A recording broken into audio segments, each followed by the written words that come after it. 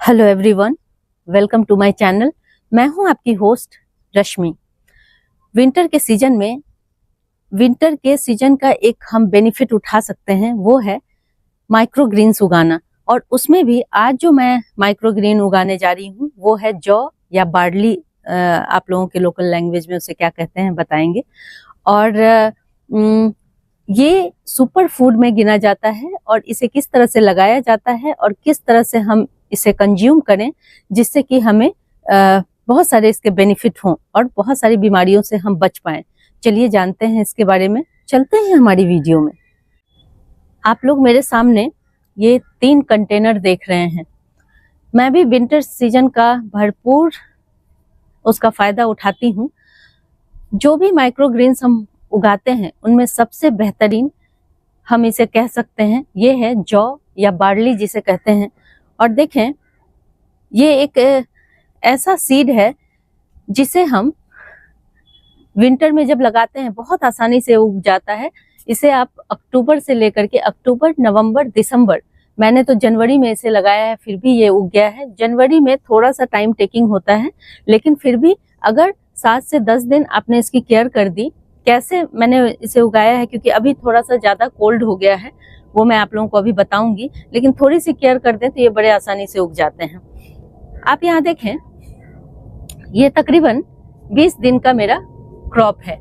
20 दिन में ये इतनी हाइट ले गया, इतनी ठंड में भी। और चिड़िया और पशु पक्षी भी इसे, उन्हें भी पता होता है कि कौन सी चीज खानी चाहिए और कौन सी चीज नहीं खानी चाहिए। आप देखें, ये जब छोटे छोटे थे तभी चिड़ियों ने इतने छोटे छोटे में ही इन्हें निकाल निकाल के खूब खाया है। क्योंकि जब हम इस सीड को बल्क में लगाते हैं, बहुत सारा सीड एक साथ इकट्ठा करते हैं, तो ये जो मेरा कंटेनर है ये बिल्कुल ग्रीन हो जाता और बहुत सुंदर इसकी ग्रोथ हो रही थी। लेकिन इन्होंने आधे से ज्यादा खा लिए हैं। फिर भी मैंने सोचा कि ये अच्छा टाइम है, टाइम मिस नहीं होना चाहिए और आप लोगों को मैं ये दिखा दूं। और इसी वजह से मैंने ये दूसरा सीड भी इस तरह से लगाया है। और देखें, आप 6 से 7 इस तरह के कंटेनर रखें सर्दियों में, और उसे बारी बारी से, जिस तरह से मैंने स्टेप बाय स्टेप उगाया है, अगर आप ऐसा करेंगे तो गमले से ही आपको थ्रू आउट पूरे विंटर आपको इसकी ये उपलब्ध रहेगा। और इससे आप क्या क्या कुछ कर सकते हैं वो मैं आज आपको बताऊंगी।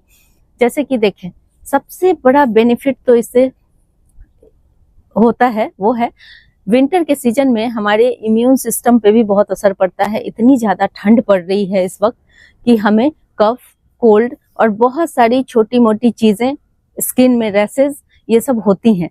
लेकिन अगर आप इसको व्हीट ग्रास की तरह ही आप इसे समझें, इसको कंज्यूम करते हैं, इसका जूस पीते हैं, इसे सूप में डालते हैं या फिर सैलेड में डालते हैं, तो अगर रॉ आप इसे खाते हैं तो ये आपको ज्यादा बेनिफिट देगा। और इस तरह से आप इसे कंज्यूम कर सकते हैं। इसको चॉप करना है और उसके बाद इसका सेवन करना है। और आपको जितनी मात्रा में चाहिए उतना पोर्शन आप इसे काट लेंगे। इसे 2 से 3 बार आपको नहीं हार्वेस्ट करना है। ये एक बार अगर आप बीज लगाएंगे तो एक ही बार इसको कट करना है, लेकिन आप थोड़ी थोड़ी मात्रा में इसका इस्तेमाल कर सकते हैं। तो ये काफी लंबे समय तक चलते हैं। इसके बेनिफिट क्या हैं वो पहले बता दूं। सबसे पहली चीज कि आपके इम्यून सिस्टम को बूस्ट करता है। इसमें एंटीऑक्सीडेंट होते हैं। बार्ली का एक सबसे बड़ा लाभ है कि ये जो हमारे बॉडी में जो फ्री रेडिकल्स होते हैं उससे होने वाले नुकसान से बचाता है, जिससे कि कैंसर और दूसरी बीमारियों में हमें बहुत लाभ मिलता है। इसलिए आप इसका सेवन एज अ प्रिवेंशन जरूर करें। और इसमें जैसे कि हमारे और सारे माइक्रोग्रीन्स में बहुत सारे विटामिन ए, बी, सी, ई सारे होते हैं, वैसे ही इसमें भी होते हैं, लेकिन इसमें एक मुख्य तत्व होता है विटामिन के। विटामिन के से आपके जो हड्डियां हैं, आपके जो मांसपेशियां हैं, ये सब मजबूत होती हैं और ये इसमें भरपूर मात्रा में पाया जाता है। और खनिज जैसे मैग्नीशियम, पोटेशियम, इन सब की भी, सोडियम, इन सब की भी भरमार होती है इसमें। तो आप इसका सेवन कर सकते हैं और आगे आने वाली बीमारियों से सुरक्षित रह सकते हैं। देखें, बीमारियों को दूर करना तो वो दवाई आपकी चलनी ही चाहिए, लेकिन एज ए प्रिवेंशन के तौर पे हमें स्वस्थ रहना हमारी फर्स्ट प्रायोरिटी है। तो ये जो आप दवाइयों के साथ साथ इनका सेवन करें ताकि जो भी नुकसान है उससे बचा जा सके। हाई फाइबर होता है जिससे कि आपके पाचन से संबंधित जितनी भी प्रॉब्लम्स हैं उसमें आपको बहुत मददगार साबित होगा। और ये अगर आप किसी आयुर्वेदिक डॉक्टर से भी पूछते हैं तो वो भी इनके बहुत सारे लाभ आपको बताएंगे। आप एक बार उनसे जरूर कंसल्ट कीजिएगा। और इसके अलावा डायबिटीज वाले लोगों के लिए भी ये बहुत लाभदायक है, जैसे कि रक्त में ग्लूकोज की मात्रा को कंट्रोल करने में भी बहुत हेल्प करता है। और इसके अलावा भी बहुत सारे इसके फायदे हैं। हाँ, सबसे इम्पोर्टेंट, जो लोग अपने वजन का प्रबंधन करते हैं, जो लोग वेट लॉस करना चाहते हैं और बहुत सारे अपने ऊपर काम करने के बावजूद भी उनको अगर फायदा नहीं पहुंच रहा है तो आप एक बार इस्तेमाल करके देखें। लेकिन पूरे विंटर जब जब इनका सीजन होता है आपको रेगुलर बेसिस पे इसका इस्तेमाल करना है। अपनी एक्सरसाइज को कायम कर रखें। ऐसा नहीं है कि सिर्फ ये खाना पीना है और आपने सारी चीजें छोड़ दी हैं। अपना लाइफ स्टाइल अच्छा रखें, एक्सरसाइज करें और उसके साथ अगर आप इसका सेवन करते हैं तो आपको इसका 100% लाभ मिलेगा। तो ये चीजें हैं, क्यों ना हम इस सुपर फूड को अपने लाइफ में शामिल करें और बहुत सारे रोगों से मुक्त रहें। आपके स्किन, आपके पाचन संबंधी चीजें, आपकी बहुत सारी ऐसी बीमारियां जो डे टू डे लाइफ में हमें होती हैं, कफ, कोल्ड, इन सब चीजों से हमें निजात मिल जाएगा। मैं इतने डिटेल में अगर बताऊंगी, इसकी बात करती जाऊंगी तो वो लगातार बोलती ही जाऊंगी। इसलिए आप लोग बस इतना समझें कि इसका, अब कुछ लोग का क्वेश्चन जरूर होगा कि इसको कितनी मात्रा में सेवन करें। तो देखें जैसे हम लोग साग खाते हैं, सब्जियां खाते हैं, तो उसमें तो कोई लिमिटेशंस नहीं होती है, अपने रिक्वायरमेंट के अकॉर्डिंग हम खाते हैं। तो वैसे ही एक छोटा पोर्शन, जैसे एक आदमी है, अब मान लीजिए पूरा भरा हुआ है, जैसे एक पोर्शन आप इसका लें और उसको अपने जूस, सूप और किसी और चीज में, ऐसा नहीं है कि आप भर भर करके यही खाने लगे, ऐसा ना करें। इसे जस्ट एक अमाउंट इसका अपने डे टू डे लाइफ में शामिल करें। ये तो हो गई इनके बेनिफिट की बात। अब इसे उगाना कैसे है, तो विंटर में अक्टूबर से जनवरी तक ये बड़े आसानी से उगते हैं। मैंने देखें 20 दिन का मेरा ये क्रॉप है, ये तकरीबन मुझे लगता है 10 दिन का होगा और ये 7 दिन का है। 7 दिन में आपको कुछ इस तरह के रिजल्ट मिलेंगे, लेकिन इसका 100% जर्मिनेशन तय है। अब आप सोचेंगे कि इसका सीड कहाँ से लाएं, तो देखें आपको गेहूं जहां से मिलता होगा वहां से आप ले सकते हैं, शॉप से। और मैं क्या करती हूँ, देखें मैं भी जो मेरे घर में चीजें पड़ी रहती हैं उसी का इस्तेमाल करती हूँ। ये मेरे पूजा हवन सामग्री में जो चीजें आती हैं उससे मैंने लिया है और इसका मैंने बेहतरीन इस्तेमाल किया। ऐसे ऐसे पाउच मेरे पास बहुत सारे थे। अब इनको फेंकना नहीं है, आप चाहें तो आपको पूजा वाली सामग्री वहां भी आपको अच्छे अमाउंट में ये मिल जाएगा। ये तो छोटे छोटे पाउच बने हुए हैं, लेकिन आपको अगर ज्यादा चाहिए तो ये आपको एज अ सीड ये उपलब्ध हो जाएगा। लगाना कैसे है, तो देखें अगर आप चाहते हैं कि बहुत जल्दी इसका जर्मिनेशन हो तो आप इसे 6 से 7 घंटे के लिए भिगो दें। लेकिन चूंकि अभी इसका सीजन है और ये 1 सप्ताह में जर्मिनेट हो जाते हैं, इसलिए कोई दिक्कत नहीं है, आप इसे ऐसे भी लगा सकते हैं। इसका एक थोड़ा फास्ट ग्रोइंग का जो तरीका है, चूंकि अभी कोल्ड का समय है, ठंड बहुत ज्यादा है, तो मैं क्या करती हूँ, मैं इसमें क्या मिलाती हूँ वो आप लोगों को पहले दिखा देती हूँ। मिट्टी में आपको कुछ भी नहीं डालना है। देखें हमारी मिट्टी को अच्छा रखना है, केमिकल फ्री रखना है, तभी हम इन चीजों का इस्तेमाल कर पाएंगे। आप अपनी मिट्टी में सिर्फ गोबर की खाद डाल लें और वर्मी कंपोस्ट डाल लें। इसके अलावा आपको चूंकि खाने की चीजें कुछ भी ऐड नहीं करना है।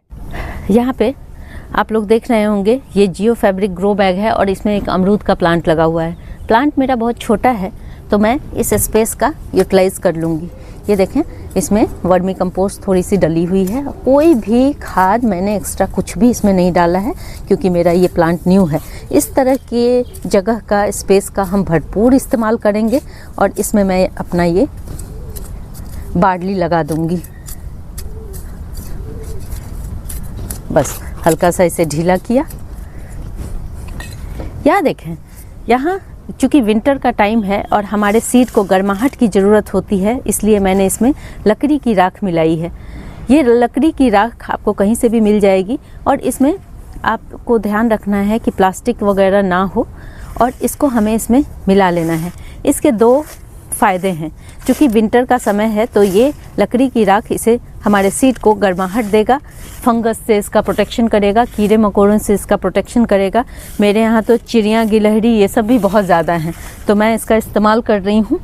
और इसमें थोड़ा सा पानी डाल करके जस्ट एक कोट सा बना दूंगी ताकि ये सीड पे इस तरह से चिपक जाए। ये देखें, ये सबसे अच्छा तरीका है विंटर में सीड उगाने का, इससे हमारे सीड प्रोटेक्टेड रहते हैं।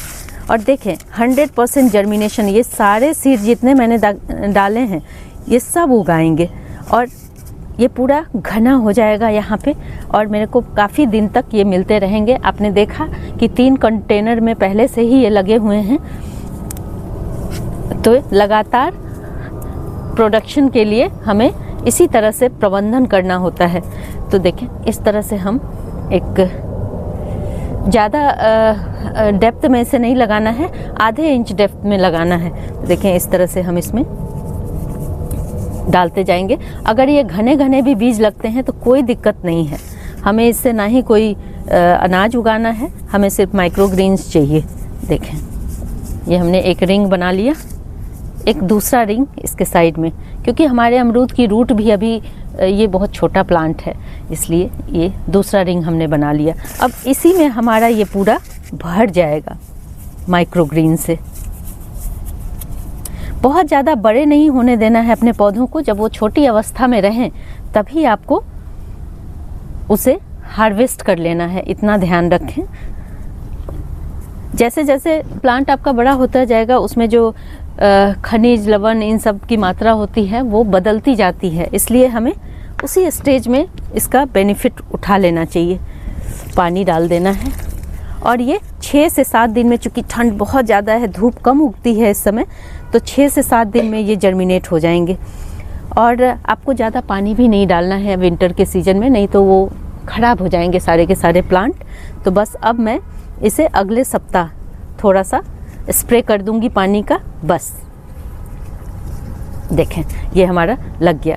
तो मुझे लगता है कि इसी तरह से आप लोग इस पूरे विंटर, मुझे लगता है जनवरी के लास्ट तक या फरवरी के फर्स्ट वीक तक भी आप इसको लगा सकते हैं।